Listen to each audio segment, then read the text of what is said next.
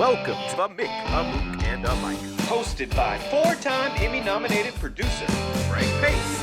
And retired New York City firefighter, 9/11 first responder, and Vietnam vet, Billy O'Connor. Today's guest, star of TV's Night Court, co-star of The Big Bang Theory, Melissa RAUCH. My brother Frankie, how you doing, brother? You looking good? I'm very excited today. Very, very excited. Our guest is Melissa RAUCH, co-executive producer and star of Night Court and former co-star of The Big Bang Theory.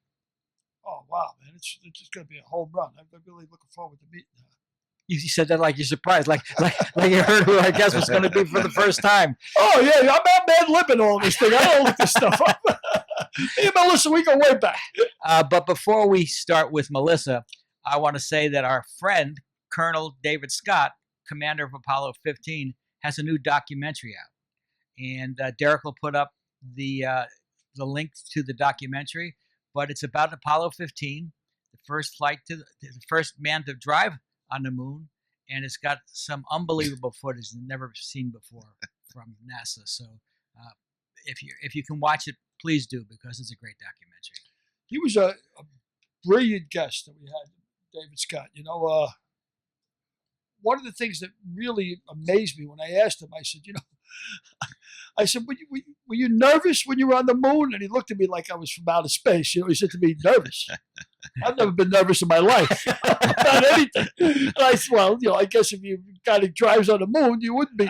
And then I asked him the rush. I said, to look at the Earth. When you're on the moon and you're looking at the Earth. I said, what a rush that must be. He goes, yeah, it's exciting. I said, was it the most, I won't say nervous, was the most excited you've ever been? And he said, no, not really. He said, because when he went to the moon, there were so many people involved in down below, putting him there. He said, when he was a fighter pilot, it was all him, and man, it really put perspective on it. Yeah. Well, he's a great fella, and I think you'll really like the movie. And he's got some great music also. He's got Paul Simon's music in it. It's a terrific, terrific documentary. I urge everyone to see it.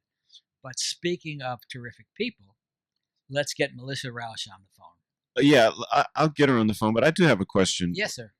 When you're hanging out with David, Commander. Yeah. What do you guys talk about?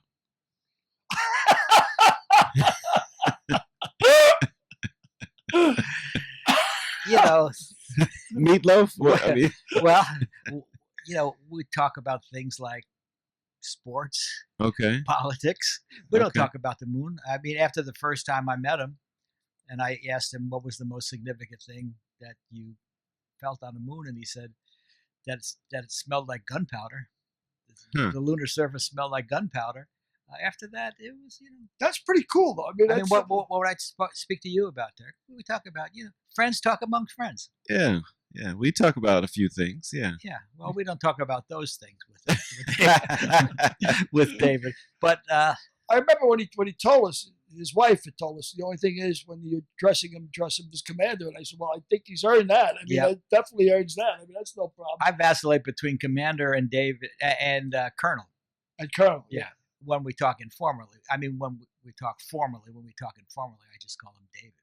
It's amazing how, I guess not, I shouldn't say amazing, but he's so lucid. He's so, like his age, nothing. Boom, boom, boom, boom. No problem at all. He's like a firecracker. Yeah, like no problem. But another firecracker is Melissa RAUCH. There's the segue we were looking for. That's it. There's the lead. Can you see how I teed that up for him, Derek? Can you please get her, Derek? Coming up. Thank you.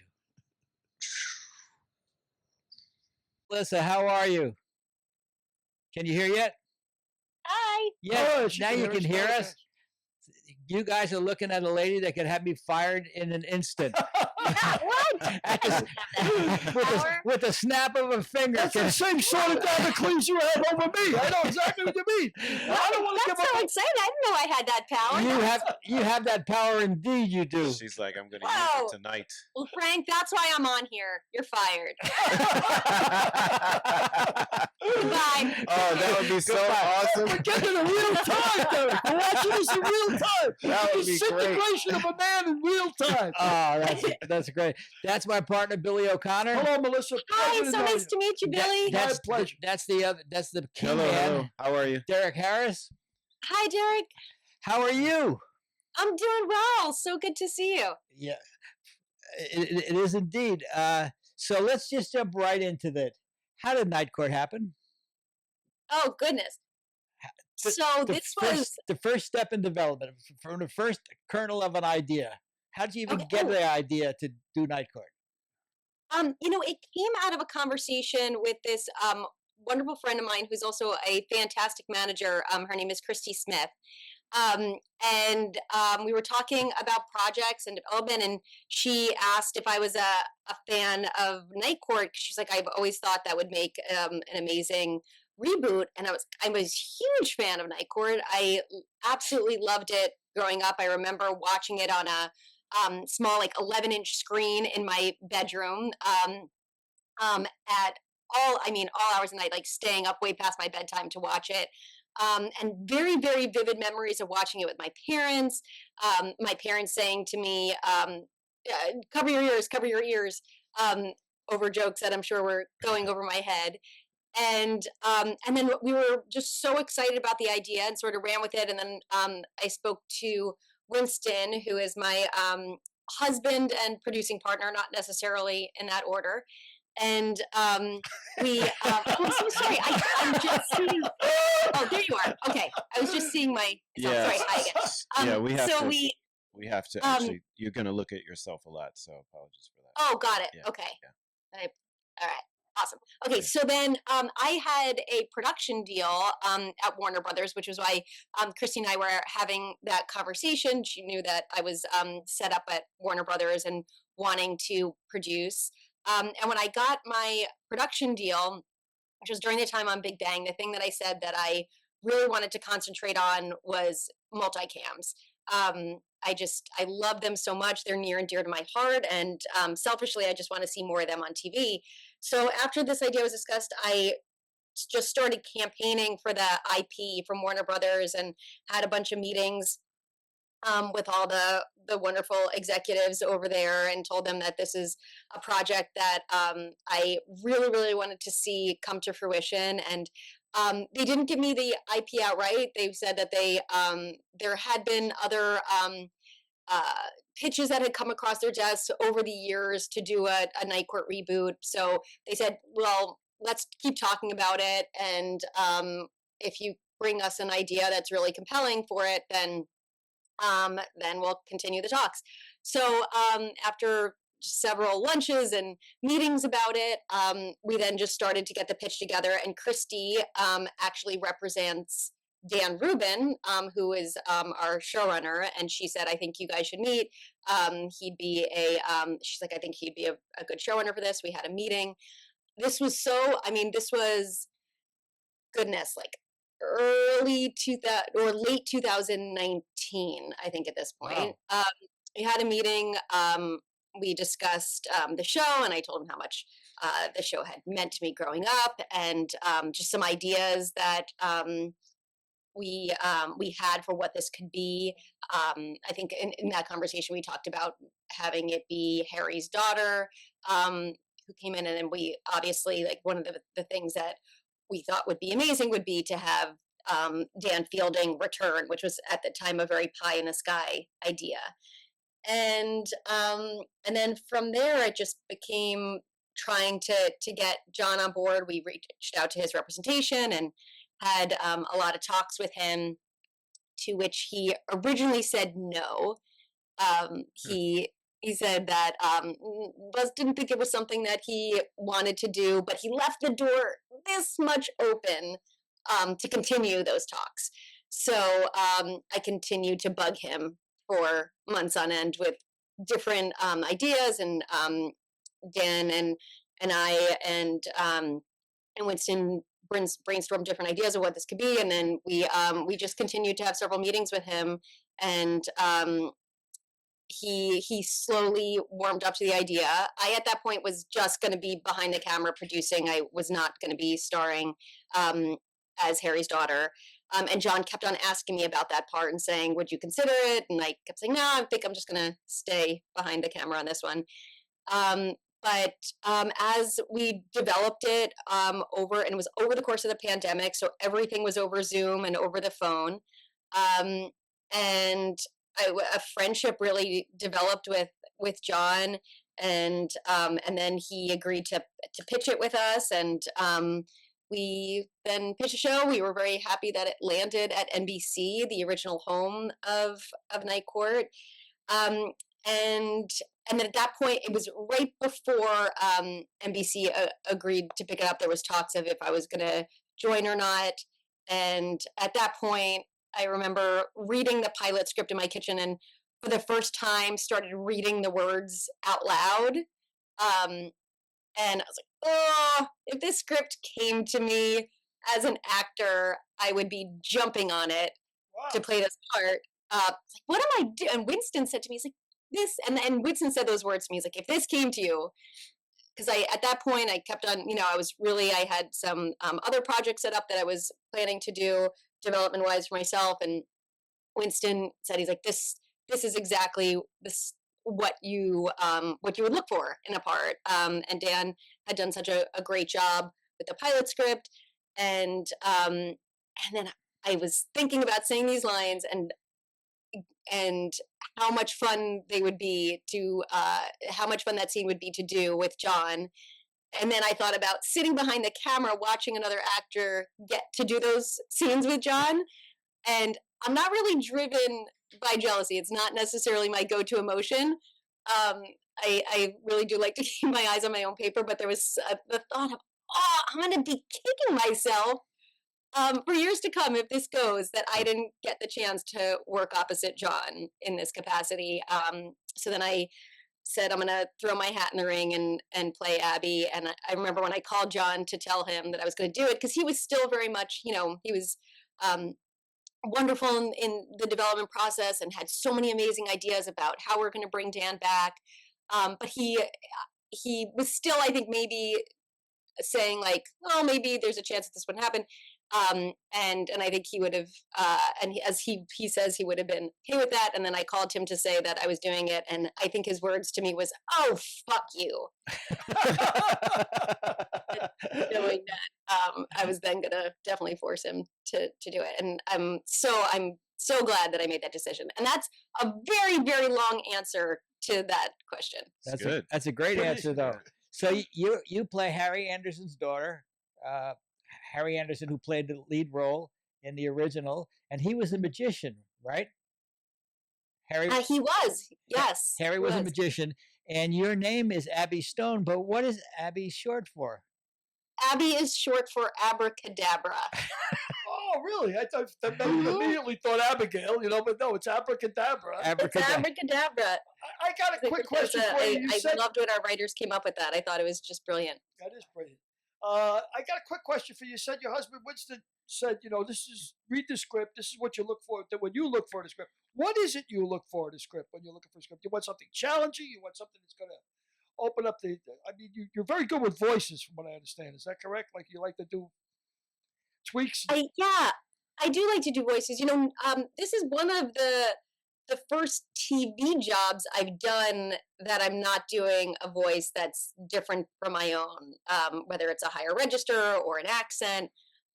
So I was actually excited about getting to do something in my own register with this, because it would have been weird if Abby was coming in with some weird affected voice. But normally, when I am looking for parts, I've always unlocked a character. My way into a character is usually through their voice, whether it be a tone of voice or an accent. So this was something different, and that in itself was something that was exciting to me. And I just love the rhythms of how Dan wrote the pilot script. And I think, depending on the genre of project, I'm looking for something different. I think I love the musicality of a multicam, and I think there's you could read a script, and I think, and especially I tend to read things out loud to make sure that musicality is there. And this one for sure had it, and then, my goodness, just the idea as a Night Court fan growing up that I was going to get to be on these sets was something that was so incredibly exciting for me. And I think there's I know, in other projects, if I'm taking on a, let's say a role in a film, if it's something that, okay, that's something different than I've ever done before, that's always something that that really intrigues me. I like diversifying as much as I possibly can. Back in the early 90s, I was re-editing Murphy Brown for syndication, and I was editing with Jerry Davis, who was the original editor on Night Court. And Oh, wow. And I said, Jerry, Reinhold Wiege was the creator of Night Court. I said, why don't we call Reine and ask him to bring back Night Court as a feature film?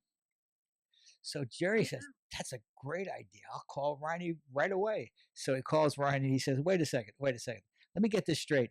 You're pitching my own show to me. He said, That's amazing. He said, I'm out of that route race.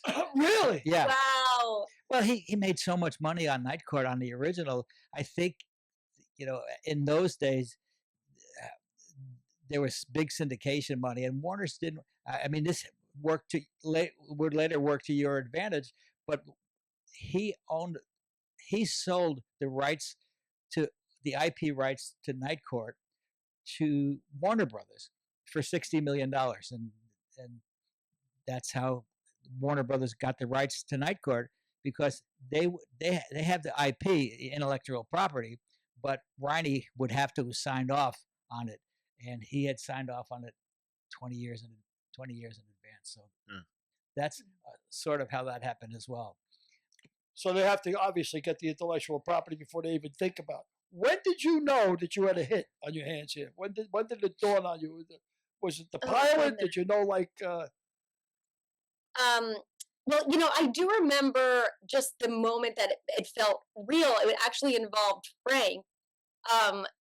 When it was, I think, early pilot stages. We hadn't even begun really talking about production, but I had a voicemail from this man, Frank, at Warner Brothers. And he said he wanted to get on the phone with Dan and Winston and I and talk production logistics. And it was really the first movement in production of, we're actually going to be making this pilot. And so I never met Frank. I just heard this voice on the other end who was really from the beginning such a champion of the show. So I really thank you for that, Frank. And he said, I read the script. You told me about his history with the original. And he said, like, I'm telling you, this has legs.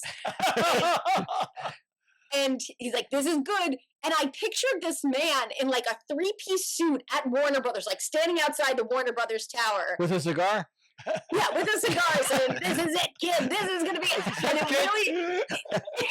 it really motivated me. And we were all just so excited about how excited Frank was about it. And then I think, I operate always with a level of cautious optimism, more on the side of the cautious in that. I think just from years of rejection in the business or things, not going exactly as planned. So I was really proud of the show we put together and the pilot that we made. But it really wasn't until it aired and we had this wonderful feedback about it, and people actually tuned in to watch, that I took a breath and just for a minute, because then I go back to, what's going to happen next? But it was I was just so grateful and excited because, during the pitching process, even we kept on talking about the fact that we really felt this was something that people needed. And I know that sounds cliche, but just the idea that we're bringing back this opportunity to laugh and a show that you could watch with your family, like I did as a kid, and just have a break from the week. And I think there's also something about bringing back a show that has a level of nostalgia to it. And this is something that we actually heard after it aired that means the most to me, I think, out of all of this, is people saying that this was a show that they watched with a loved one that's not here anymore. And so watching this incarnation makes them feel like they're doing something with that person. And it feels that, they feel that connection, which is the same for me with people that I watch that show. So that has been the greatest gift of this whole experience. And it's like you didn't even leave. It's like you never left, because the courtroom and the sets are exactly the same. It's pretty special, and every time the chairs in the cafeteria are the same, and the couch in the judges' chambers. I truly have to pinch myself that I'm getting to sit in those literal seats. Let me ask the both of you: are any of the original writers back from the original show? None of the writers, just all new writers, right? Yeah, I think all the original writers are dead. Dead. Yeah. We sometimes do a not true. seance. Yeah. So there's no sense asking if they're getting residuals from the show or anything. They're dead. No They're one's done. well. I don't think anybody's getting residuals from the show except for Jimmy Burrows. Jimmy Burrows directed the pilot of Night Court. Wow. He's a big director, and he and Riney hated him. Do you know the story? No. Riney hated him. Really? Jimmy Burrows. Jimmy Burrows never did another episode of Night Court, and they did 240 something of them. And Jimmy Burrows is the biggest director who's ever directed sitcoms, and he collected 200 checks for directing the pilot, and he's still getting a check for directing this pilot. Wow. This show, he still gets a check. That's So great. Riney was the executive producer? Right? You created And the show. they have that kind of clout. As an executive producer, you could just say, he's out, this guy's out, this guy's out. That's It's cor- you. It's all you. That's correct. That's why I'm trying to be nice to That's her. right. I didn't say nothing. I got a quick question for both of you. What's a showrunner? You talked about a showrunner. How many times are we going to talk? I want to hear it. Yeah, what is it? I'll let Melissa answer that. Okay, what is a showrunner? The showrunner as well in the gentleman Dan that I was talking about is our showrunner. And really they do, my goodness, everything. Absolutely everything. I mean, he wrote from the start. He wrote our pilot, and then really is in charge of every aspect of the show. He heads up the writers' room. He's in charge of all the production decisions, and really the one who is getting the show together every week, talking about the arcs of the season, the episodes that are coming up.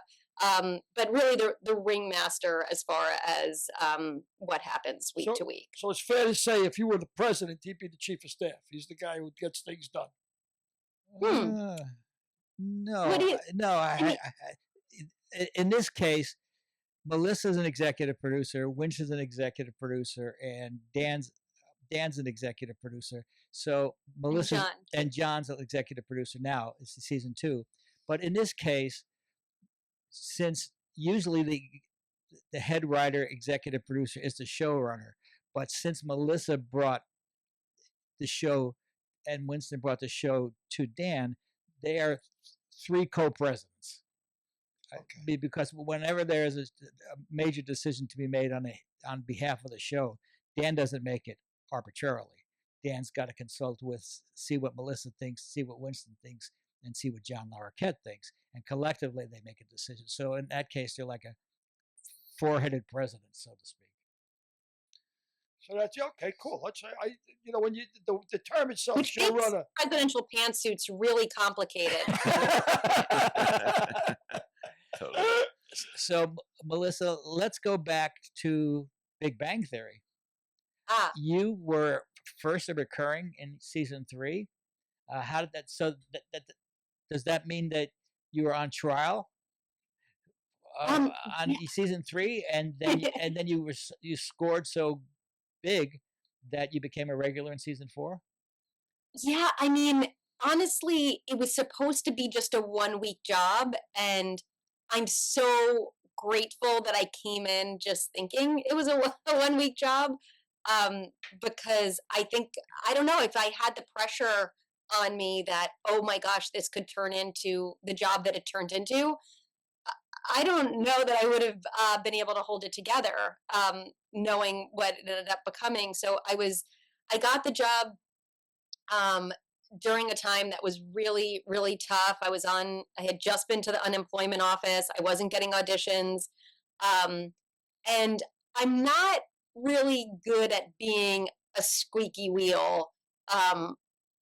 Even though my voice ended up being very squeaky on Big Bang, I very much have in that time when I wasn't getting auditions, um, I was having a hard time just trying, calling my agent saying, "Hey, remember me? Can you send me out? I'm totally broke." And the week before, I was talking to Winston, and we were really just, I mean, it was getting to the point where we were like looking for, pennies under the couch. And I got up the courage to call my agent and say, please just send me out for anything. I haven't been out in months and months. And he said, it's really slow right now. We'll see what happens. And then that night I got an audition for the guest star on Big Bang. And I always think if I didn't call that day, I don't know that would have happened. And I'm so grateful that I did. And I went into the audition for the guest star, and it said, just Howard's girlfriend. And they didn't fully I think they said that they wanted it to be a sort of I knew she was a microbiologist and a Catholic girl, and then that was really it. But it was just so well written. I was so excited about it. But there was just so many girls there. I just didn't think in a million years it would happen. How did the voice come about? I was on the phone with my mom, who talks very, very similar to Bernadette, except with a Jersey accent. And so her voice is in my head right before I went in, and I wasn't really planning on it. But then when I went in and saw that there was so many other actors there, I just decided to take a chance to differentiate myself a bit. And and then Nikki Valco and Ken Miller took a chance on me to bring me back to read for the producers the next day. And then I went in for that week to do the show. I was so excited. I was a fan of the show. It was a show my parents loved, and they were so excited. And everyone was just so warm and welcoming from the beginning. But I thought I was just going to be there that week, so I was just enjoying the time I had there, and so grateful for the job and for the paycheck that week. Did you do the voice for when you came in to see Chuck? You did the voice. You did the exact same thing that in your first audition that you did the second. Right? I did, and I had prop glasses also, and the casting had told my agents make sure she brings the glasses again and does the exact same thing. The only thing I did differently, and I don't know what happened, I think because I was trying to do my mother's voice, but also dropping the Jersey accent, because I've always imitated my mother, but I hadn't ever imitated her without the Jersey accent. So I think in dropping her accent, I did something weird on one of the lines. Instead of saying out, I said out, and with a bit of a Canadian accent. Sure. And after I was done, Chuck said, "Are you Canadian?" And I said, "No, I'm not. I'm just it just came out a boot for some reason." A boot. Well, I tell you what. So they started writing. How long between the first episode and the second did you do the second episode? During my first episode, I remember being in my dressing room, and it was during the tape night for that I got a call from my agent, said they're pinning you for a couple more, which I was over the moon about. And so then I came back and I did a couple more that season. And I can't remember exactly how many I ended up doing that season. And then there was a bit of a break because I was working on True Blood on HBO, and then I had they brought me back as recurring, and then I had auditioned for a procedural show on CBS, and I found out later what happened was that I was about to get the job on that show. It was a series regular job, and they checked with Chuck, knowing that I had been recurring on Big Bang, and asked him, "Are you planning to keep recurring her, because we're about to book her as a series regular on this 1 hour?" And then Chuck said, like, Chuck basically called dibs and said, "We're going to give her a series regular position on Big Bang." And And then for and then that happened. 6 more from seasons 4 through 10, you were a regular. That was, Mm-hmm. and it changed your Well, life.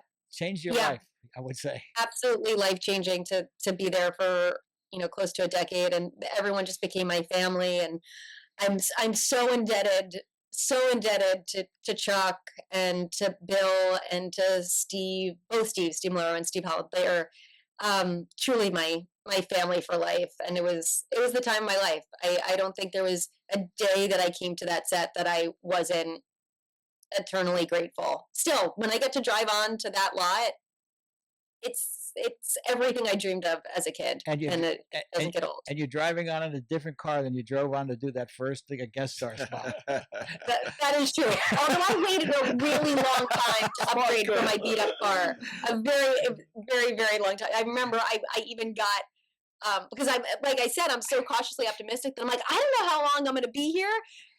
To the point that I remember my co-stars on the show, like Kunal in particular, like, "Come on, you're here. Why are you still driving this car that you barely can get to work?" And I'm like, I don't know if I'm going to be here tomorrow.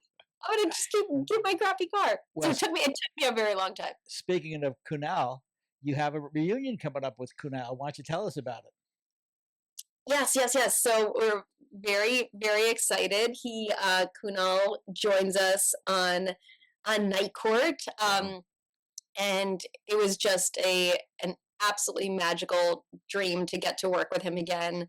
He's been just so supportive of the show, as everyone in the cast has been, since we started, and I was just so, I can't even tell you how full my heart was to get to work with him again. And he's just wonderful. He plays this hilarious fashion designer who comes to Night Court for Fashion Week, and then him and Abby have a little romance that was it was so fun to play, and it was just great having, it was almost like having, like, bringing my boyfriend to meet my family. And I actually don't know who's the boyfriend in that scenario. I don't know if it's John or Kunal, but either way, it just felt that, like, the families were meeting, and it was really, really cool. Really cool. And he got a great response when he made his entrance. Oh my gosh, the audience went wild. It was everything that I could imagine being. He and just getting to work opposite of him again was just so fun. It was just like old times. He's like my brother, and it was really special to have that time with him. And the writers did such a wonderful job in crafting this role for him. And I hope we get to do it again. He had so much fun and said he'd love to come back. So hopefully that will be able to make that happen. So how'd you get started in acting? Where'd you get interested in acting? So really, for as long as I can remember, I was very much a kid who was, I guess, an indoor cat, you could say. I wasn't really great at doing much anything outside the house, but and I just loved TV also for as long as I can remember, and I was very much a shy kid.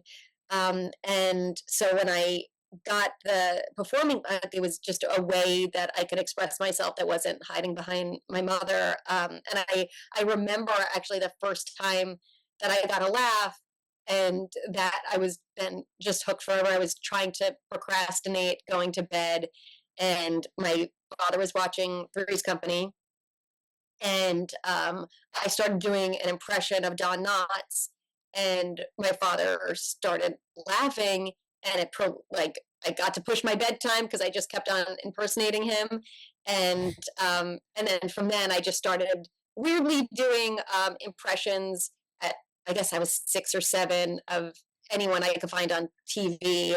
And then I started trying to, like, enter myself in, like, local talent shows and things to do stand up, because I had seen it on Star Search and was just enamored by, like, you could do this as a job.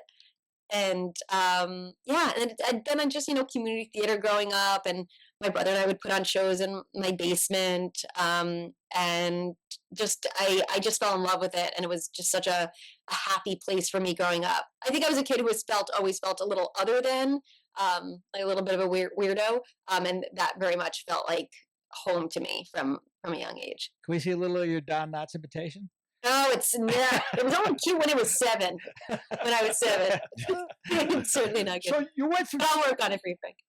When did you decide when you were doing stand up that not stand up but acting was where you wanted to go, or improv, or what made you make the switch that you didn't stay with the stand up? Stand up, I sort of was always parallel pathing the two. When I went to college in New York City, I thought, oh, this is a great place to also really get into the stand up world. So I was in a conservatory acting program, and they really frowned upon you going and being in comedy clubs all night. But it was, I just found so much joy in it, and they ended up getting on board for it later.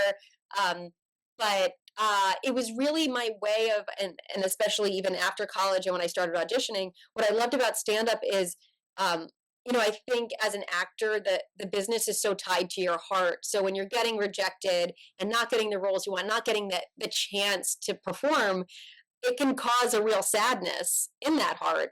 And so stand up or writing my own material, or doing a one person show, anything like that, was a reminder to me of why I was doing it, and a way to spark that joy to keep going. So it was always sort of, they were side by side and sort of paralleled, in that I would be auditioning during the day or trying to get work during the day, and then doing stand up at night, which I absolutely loved. And I did it, it was, I think because I started when I was so young, and I think there was sort of like the naivete of youth, that there was no fear involved. It was also at a time too where there was like no cell phones or anything, so I could go up in the middle of Times Square and try out new material, bomb if I needed to, and wasn't worried about, it ended up on the internet the next day. You didn't know how hard it would be when you were younger and you were starting out. You didn't know how hard it would be. If you knew how hard it would be, I know that if I knew how hard it would be, I never would have crossed the street to get on the Warner Brothers lot. Oh my goodness, that's so true. I'm very grateful for that, and I think I remember just being in the back of the restaurant that I was waiting tables at on a payphone, because I couldn't afford my cell phone bill at the time, and I called my mother, who had my parents were amazing in that they just said, follow your dreams. There's no job security in anything. Do what you love. And I remember calling her from the back of this sports bar I was working at, crying and saying, why did you let me follow my dreams? I was terrible parenting. This is awful. Yeah. But yeah, it's a tough road. There was a lot of driving around and crying in my car upon moving to LA. Bill, before the first jobs. Bill Schilling, who played the principal in Head of the Class, Mm. we were walking to the set one day, and our Head of the Class offices was an old broken down motel where the Bridge building now stands. Oh wow! And we were walking from the hotel. We were on the east side of the street, and he said, "Frankie, my boy," he was like W.C. Fields. I said, "Yeah." He says, "You know what? The longest walk you'll ever make in your career?" And I said, "No, Bill. What is it?" He goes, "From the east side of the street to the west side of Olive Avenue, because that's where the entrance to the gate was." Wow! Long trip is right, huh? Long trip. So that's great. You, that's great. But you've also been a single camera actress. You and Winston co-wrote The Bronze, which is a feature film. And I will quote Variety when I said, she delivers the best breakthrough comedic performance by an actress since Melissa McCarthy in Bridesmaids. That must have been pretty empowering. But what was it like for you to make a single camera show, write it, produce it, and star in it? It was such a labor of love. We shot that in 22 days on a shoestring budget. in Ohio on my break from, it was on the summer hiatus from Big Bang one year. And it was such an incredible learning experience.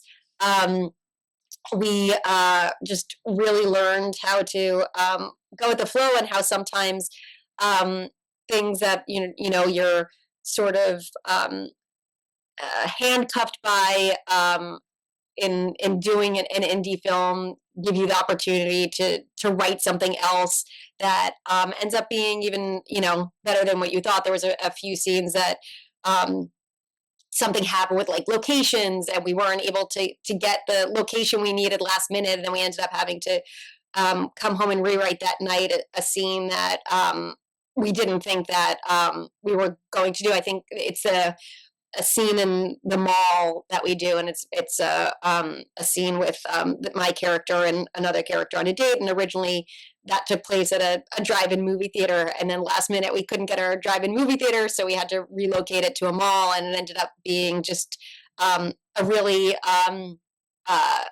fortunate thing that happened, because we ended up really liking the scene. And the premise of the movie is what? So the premise of the movie, it's about a former gymnast who wins the bronze medal in her early teen years, and then after an injury to her Achilles, just is basically living in her parents' basement, her father's basement, and really hasn't been able to do anything with her life since she won the bronze. And she's just bitter and burnt out and very angry that her life has taken this turn. It was a really wonderful experience to make that movie, and we got to premiere at the opening night of Sundance, which was also a really special moment, and it was really cool. It was really cool. It was very much a passion project. Did you use your improv a lot in the movie? I did a little bit, but because we were on such a strict timeline, we were having to do sometimes just one take per scene because we had such limited time.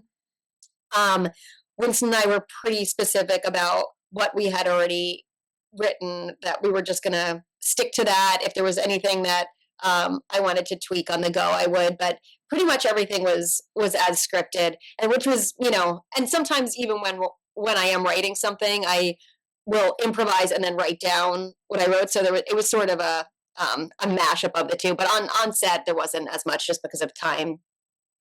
What's your favorite hat, Melissa? Like you produce, you write, you act, and you didn't really want to act in Night Court. You didn't really want to do the bit. You wanted to stay behind the camera. So my answer to my own question, you rather produce or do you direct as well?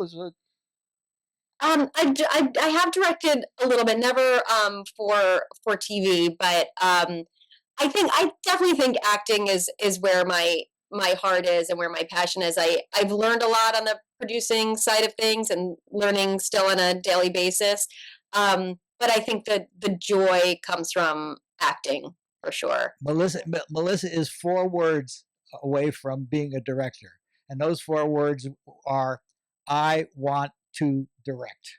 That's really, that's amazing. As soon as she said, as soon as she says, I want to direct, she'll be directing Night Court. I would love to. I said in the privacy of my own home. There you go. Our audience we got an exclusive here. She might be directing Night Court. That's so it is. But Frank always talks, when we wrote If These Lips Could Talk, Frank's biography. Which you guys did such a wonderful job with. Well, thank you very much. That's really great to hear. But one of the things he stresses is the diversity. If you're going to get in this business, you got to be able to do whatever it takes to make it. It's like whether you're a gopher or whether you're a director, whether you want to produce, learn the business, learn every aspect of the business, right? I mean, that's it. And you seem like a force. You're going to co-wrote, you're going to co-produce, you're going to do whatever it takes to get. She's not going to sit around waiting for your doorbell to ring. She's a 4'11" force of nature. Thank you, Frank. Yeah, that's pretty remarkable. I was reading it. I mean, you're not waiting for the doorbell to ring. You're out there doing it, And would you consider your big break? Was it the best week ever? Would you say that was your best, your first shot? It was definitely I think that was something early on that gave me a a boost of confidence at the time. At the same restaurant that I was calling my mom from sobbing, I was working there. It was in New York City, and there was during the weekends that it would snow a lot of times. I would be there, and there would be hardly any customers, but I'm just waiting for people to come in. And a friend of mine told me that Best Week Ever was accepting submissions from stand-ups, and I found out that one of the producers, who was friends with my friend, lived around the corner from this restaurant I worked at, and she said you could drop it off at his place. He knows that about you and would like to take a look at it. So I literally I had a VHS tape of my stand up that I got from the night before or a couple nights before at one of the clubs, and I told the bartender, I just have to go drop this off. And it sounds like such a story you would tell your kids, like, I traveled in the snow to bring my submission. But I bundled up and in the snow walked my submission tape over during a break from waitressing to this producer. And then they called me in the next week, and it was just something that became a little bit more steady. I would go in once a week, and they would say, here are the topics that we're going to be making jokes about this week. And it was also a really great exercise too as a writer, because they would give you the topics of the week that you would make fun of, and so then you would write out your jokes and then go in the next day and sort of talking head style go on camera, and you'd sort of do whatever jokes you had, and some would make the cut and some wouldn't. But I was very grateful for that, because they ended up shooting in LA also. So when I moved out to LA, it was something that I knew I had here for a little bit. It ended up then being canceled, but it was a great job. And then I met a lot of wonderful friends from it who since guest starred on Night Court. Jessica St. Clair was on that show, and she stars as a friend of mine. Paul Scheer and Rob Hubel also come on as these hilarious shyster lawyers, and Pete Holmes also, who played Abby's boyfriend last season, was also from Best Week Ever. So it became this sort of great community of comedians that I stayed in touch with over the years, and all just awesome, hilarious people. That's great. Derek, you got any questions for Melissa? I do, yeah. What's the first question is, what's your driving force? What's your motivation? Like, what gets you out of bed in the morning? For sure, my reason for everything is my kids, without question. That's Okay. they're my number one reason in life for everything. And then just creatively, I really am. I feel very grateful and very blessed to love what I do, and truly, I mean it when I say when I get to drive on that lot. Even though I'm looking for Frank in his 3-piece suit right now, saying, "Come on, kid, work with me." It's truly such a gift to be able to do this, and I'm eternally grateful for it.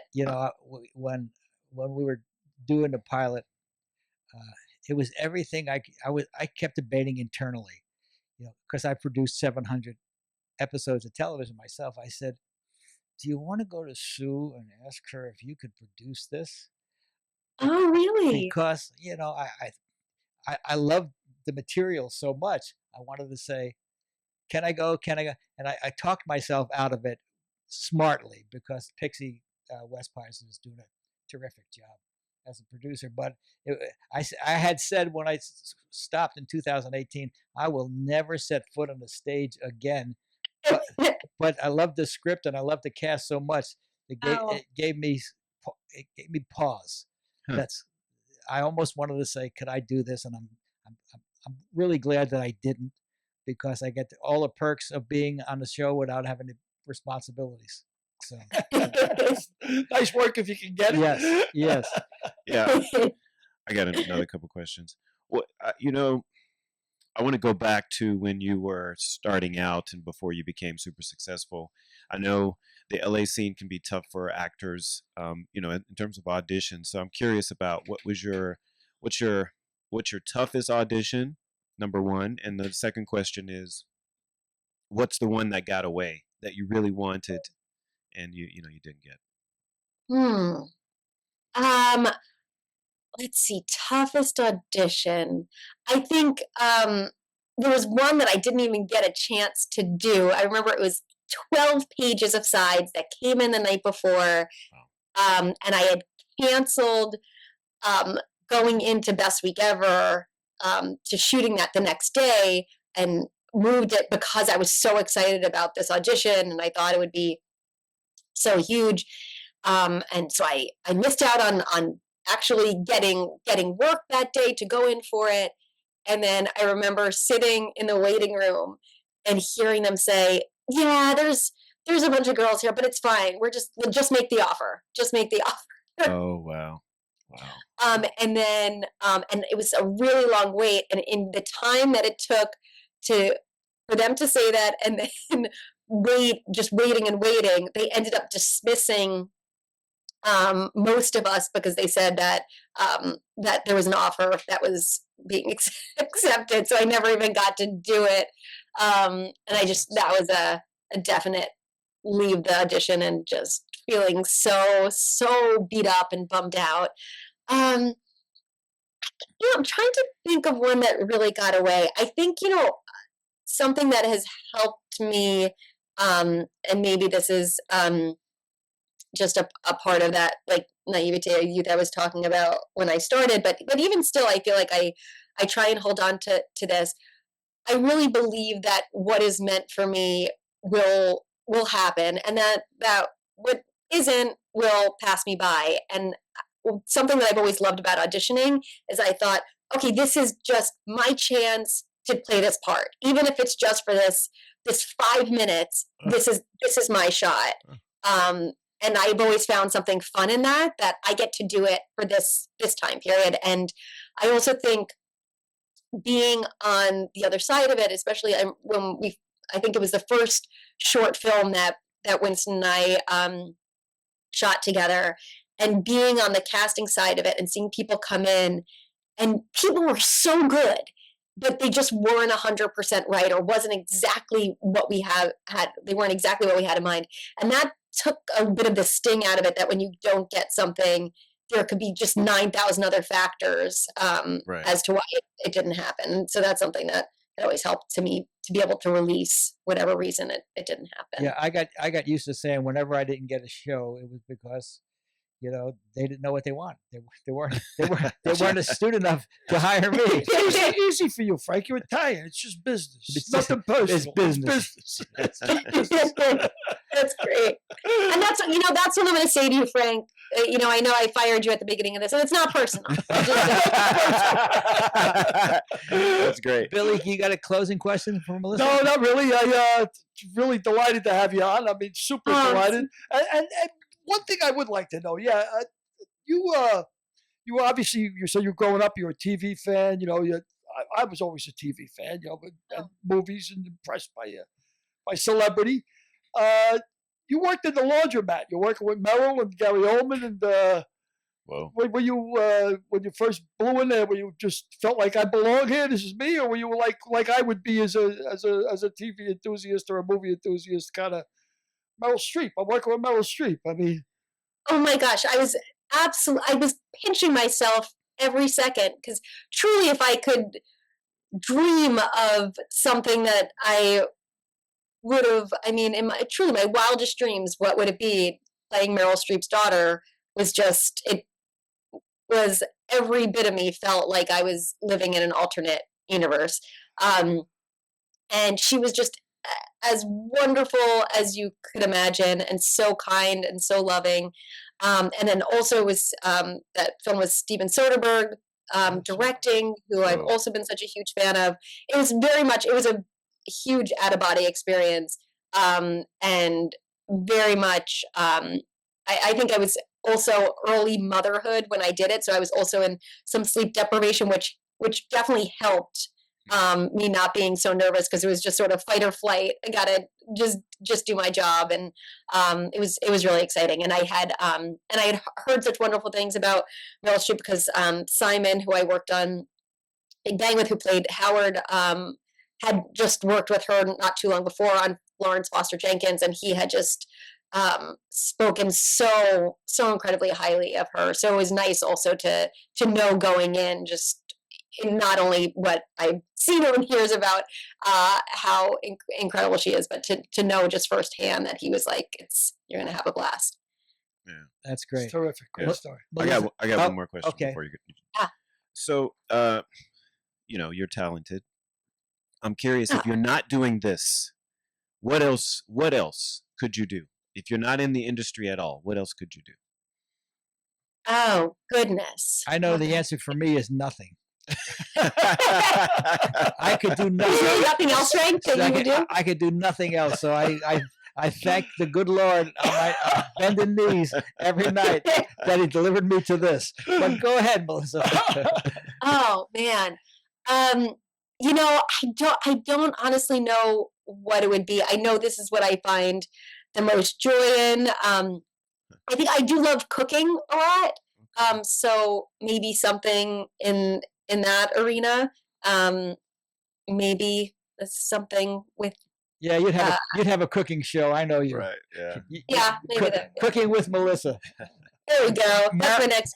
Marinating with Melissa. Marinating with Melissa. Oh, Listen there to you the go. alliteration. Yeah, You see yeah, that? That's yeah, all this right. guy. Look at that This guy. alliteration. I got that from Billy. Marinating with Melissa. I love it. I love it. Melissa, thanks so much for being a part. Thank you. Really great to come on. Appreciate it. We've had a great time. Make a move to Mike and Melissa. Oh, look at that.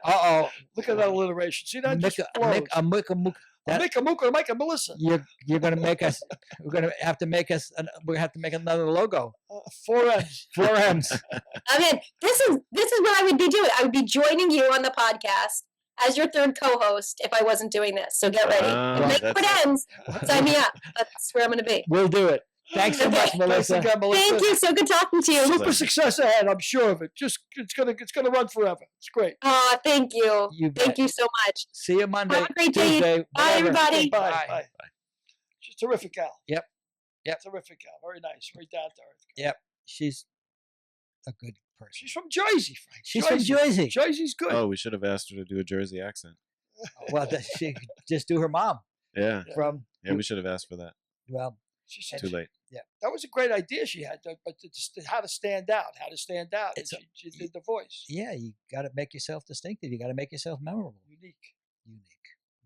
Well, speaking of unique, we got Cowboy Joe West, Umpire Joe West on the line next. So, Derek, can we go to Joe West and get his wit and wisdom of Joe West? Oh, I can't wait. New stories. It's going to be great. Uncle Joe. You see the master Uncle of the segue? Joe. You see the segues? Oh, yeah, he's the man. He's unbelievable with the segues. Derek, can you get Joe West on for us? He's on. He's on. Yeah. How long has he been on? He's been on for, 5 How long seconds. you been asleep? We're done with this segment, Frank. I know where you're coming in from. Happy New Year. Happy New Year. Happy New Year, Joey boy. Good to see you. Good to see you. Look, you look so coiffed. You got a new haircut. You got a different haircut. Got a new haircut. I've been all over the Midwest since I saw you guys last. We went to St. Louis and we went to Nashville. Oh, nice. It's been a lot of fun. You didn't hit any of that snow, did you? None of that snow in the Midwest. No. We got by that before it got there, so You didn't. we were pretty lucky with the weather. So even the weather was good in St. Louis for Christmas. So Joe, let me ask you. Talk to me about Nashville. What do you think about Nashville? Like, what does a guy like you do in Nashville? Gets on stage. He's Country Joe West. What's the matter with you? Yeah. Have you ever seen the show? Well, maybe I want to know. I want to know the behind the scenes. There you go. Well, there was a girl there named Pam Miller. She has her own band and everything. She got real mad at me because Rita and I didn't make the Christmas party because of my knee surgery. So she was chewing my ass out for not being there to help her sing that song, "You're the Reason God Made Oklahoma." And so she's called a couple times and told everybody, he better be here for New Year's. So we stopped by this place called John A's, which is where Randy Travis was the dishwasher. Wow. And actually, Mr. Hobbs, who used to own that place, his first two waitresses, I think, were Lori Morgan and Tanya Tucker, and his dishwasher was Randy Travis. And he used to get all three of them up and sing with the house band when they were done serving dinner. And so they all started right there. He was a long time guy on the country music scene. And this lady asked him one day, he said, I'd like to sponsor Randy. And he said, well, go ahead. And he was very instrumental in getting him the best musicians in town to play with him on tour, because Randy had a problem hearing. He didn't have the greatest of pitch, and so they put him with the best musicians they could find. And I think his first year out, they grossed about 30 million. And Garth Brooks actually said, he says, this guy kicked open all the doors that we're walking through. So Randy Travis had a big influence on the Nashville scene. And I was lucky, I had met a guy named Boxcar Willie through an agent in Los Angeles, the Brokaw Company. Sandy Brokaw sent Boxcar to my room in San Francisco, and I was working the Giants, and he knocked on my door, and I couldn't figure out who would be knocking on the door because I had a do not disturb sign on the door. And when I opened the door, here's Boxcar Willie holding my do not disturb sign. He said, if you put this on the door, nobody will bother you. So anyway, Boxcar introduced me to the Hobbs family, and that's where it all started. And I'll never forget first time I went to Nashville, I went with Boxcar Willie. And I sang with him at the North Carolina State Fair, at the Alameda County Fair, and he was just a peach of a person. In fact, he and Sam Lavella and Tex Switson were responsible for getting me to sing on the Grand Ole Opry with the Hee Haw Band. So that was a great thrill for me. That's great. Pursuant to Derek's question, let's say myself, Billy O'Connor, and Derek Harris are going to Nashville for the first time. What would you say we should see? Oh, there's so much there that you couldn't see it all in a week. But I would suggest that I call the Hobbs family and have them show you around, because they're out by the Opryland Hotel. But there's a whole different atmosphere in the downtown part where the Strip is. And there's bar after bar after bar after bar. And wait a second, you said Strip and bar after bar after bar. Billy's head just lit up. I heard that the food, actually, I heard the food in Nashville is terrific. Yeah, it's very good. Big diversity in the food, everything. I heard it's great restaurants. Yeah, there are some great restaurants there, but the entertainment is what's amazing, because even Charlie McCoy, who's in the Country Music Hall of Fame for playing the harmonica, he said one day, he said, I came to Nashville as a guitar player. There's so many good ones of those. I decided I had to learn to play something else. Wow. Differentiate. Wow. Just like our previous guest, Melissa said, differentiate yourself, and he differentiated himself for sure. Hey, how is the old Ryman still open? And is it a museum piece? So yes, it's still there, and in fact, they've done a lot of shows from there in the past year.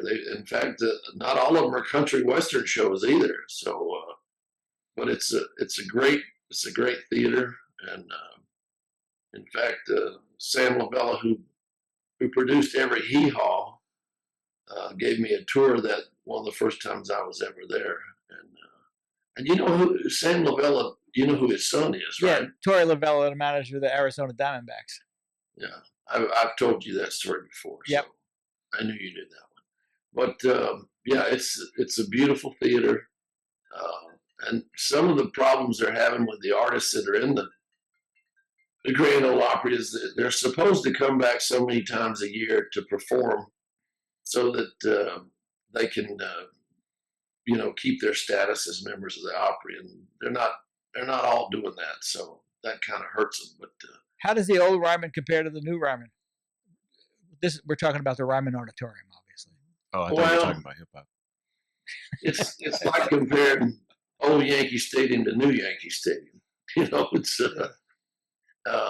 but the old Ryman has its character, and it's a great place to walk on stage. It's just a different atmosphere, and there's a lot of people that aspire just to get there for the first time, and it's an unbelievable thing. There was an old guy that named Roy Acuff who had a dressing room there, and it's really funny because somebody sent me a picture of what I'm about to tell you about. So Boxcar took me to meet Roy Acuff, and I gave Roy Acuff a copy of my first vinyl album, and he hung it up in his room. And Boxcar later told me, he says, "You're the only guy he's ever let bring him an album to that dressing room. He doesn't put up albums in his dressing room." And years later, I got a picture from this guy in Atlanta of him sitting there talking to Roy Acuff, and my album's is presented behind him. And he sent me the picture to show me, "You're the only one that's ever had an album in Roy Acuff's dressing room." Wow. That's great. But Roy was a big baseball fan. I don't know if anybody knew that, but he was a big baseball fan. And I met Garth Brooks at his memorial. The day he died, he had it in his will that he wanted to be buried before the next day. So they had a memorial service, and he was already in the ground before anybody could get there. And he was quite the old bird. He was pretty special. I bet you there were quite a few. Oh my goodness! Celebrities that Roy Acuff. Roy Yeah, Acuff. imagine, jeez. Yeah, and overnight they had the funeral and the memorial the next day. It was unbelievable. So, Tell us your favorite Garth Brooks story. well, Garth Brooks decided he wanted to go to spring training. And he went to What do you mean?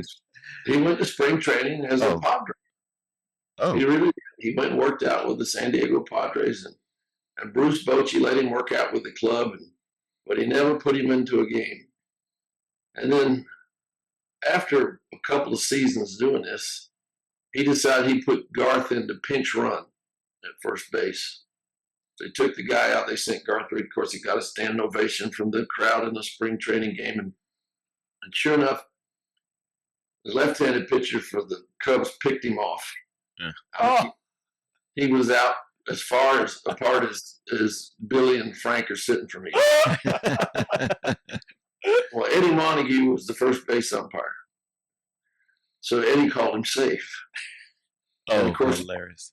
Mark Gray started laughing, and Garth got up off the ground, ran over and hugged Eddie.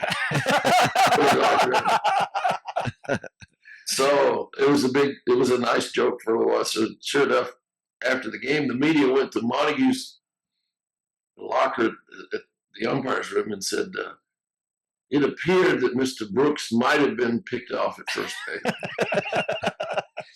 And Eddie said, I can call out Barry Bonds and I can call out Mark Grace, but if I call Garth Brooks out, I might not be able to go home. That's true. That's a great. Yeah, that's a great. Yeah. Was he an infielder or an outfielder? Was he a really good ball player? Garth Brooks, he was that good. He was a really good singer. Oh, I know that. I mean, Well, that's why he was playing it. I know that. I just want to know if he was an infielder or an outfielder. He was a pinch runner. And he wasn't He was there for 2 years. He wasn't a pinch runner for 2 years. Yes, he was. What kind of ability did he have? Did he have college ability? Did he have high school Yeah, that's what I'm ability? trying to find That's out. what Billy's trying to find out. I don't think anybody knows what kind of ability he had, other than he did a lot of great covers with his guitar. So There you go, man. He was Garth Brooks. That was enough. He was Garth Brooks. That's why he was in a baseball uniform. That's good enough. and he was very smart with his marketing and stuff. If he ever sold out a venue, and he sold out quickly, he'd have another venue right behind it in the same arena. And he was one of the first people to start doing that. And I learned something from him. He would take the the first 2 rows in any venue that he ever worked, the first 2 rows, whether it be a big venue, whether it was a Coliseum or whatever, it was in his contract that he got in the first 2 rows. Well, with those first 2 rows, he would give them to the help that was on the staff, the bus driver, the roadies, the people that hauled the equipment, whatever he had to do to take care of the staff. And then what was left over, he would give to a runner. And they would go into the upper echelon of wherever they were playing, or the back seats of whatever theater they were playing. And they would find usually a family of 4 who didn't look like they could really afford Garth Brooks tickets. And he would bring them down and put them in one of the first 2 rows. And the uniqueness of that is, don't you think those little kids bought every Garth Brooks record or shirt or hat? I mean, to this day. Yeah, and they still love him to this day because of what he did for them.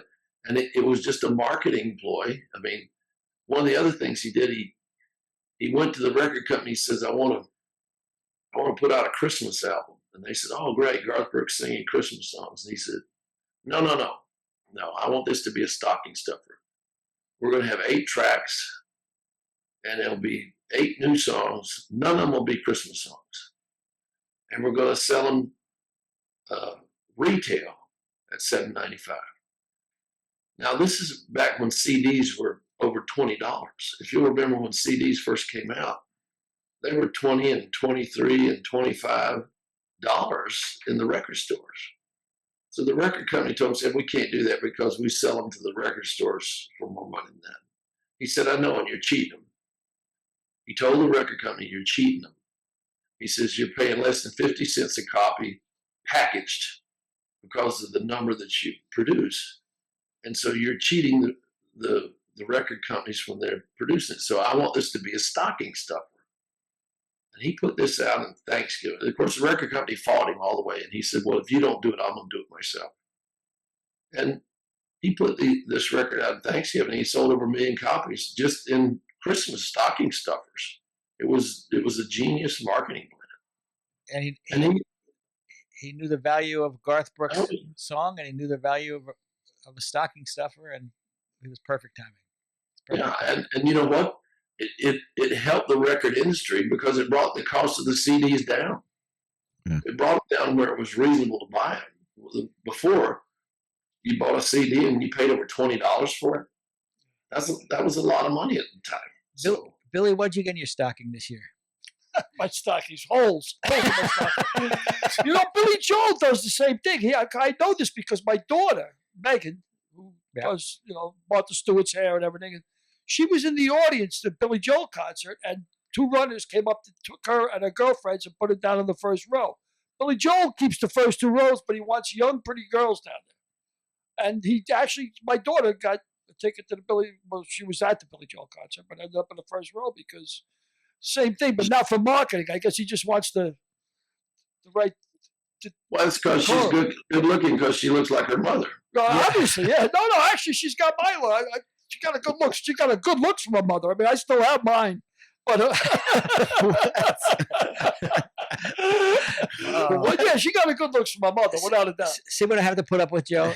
It's not right. It's just not right. Well, thank you, Joe, for another segment of the wit and wisdom of Joe West. Give Rita a big hug from us, and we'll talk to you next time. I'll do that. Great to see you, Joe. You take care. Hit him straight, brother. Hit him straight. You're out. You're out. He's always great. He's a great guy, man. He's a terrific guy. Big smile, always happy. Well, this was quite an episode. We talked about David Scott. We gave him a link to his movie. We talked to the great Melissa Rauch about Night Court and Big Bang Theory. One second, Frank. You dropped another name. You dropped another name. What you got to And we put up with another episode of Billy O'Connor, and we've wrapped it up with Joe West. That's a damn good episode. It's a damn good episode, is right. You see? Look in once in a while. You get a break here. You can see what we got here. We got variety. Variety, I tell you. Say goodnight, Derek. Please. Good night.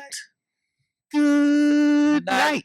Sweetheart, Woo, pressing dreams and think tight, sleep tight, my love. Good Oh, night, whatever. sweetheart. Well, it's time to go. See you next week, folks. All right, guys. Next week's guest, legendary horse trainer, owner of Siegelman Stables, Robbie Siegelman.